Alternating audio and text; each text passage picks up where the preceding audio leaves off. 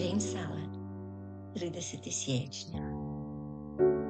Reci mi svoje najčešće i najsnažnije misli.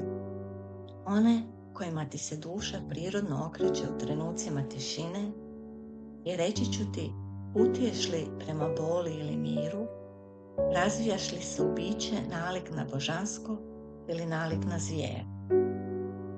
Ono o čemu najviše mislimo, doslovno i utjelovljujemo. To je neizbježno.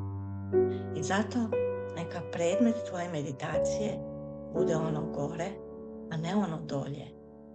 Jer uzdignut će se svaki put kad mu se okreneš u mislima. Neka predmet tvoje meditacije bude čist i neokaljan i jednim sebičnim elementom.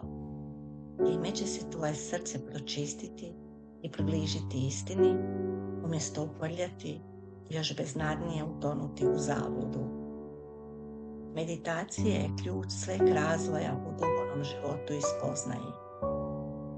Ako neprestano razmišljaš o onome što je čisto i nesebično, nesumnjivo postaješ čist i nesebičan.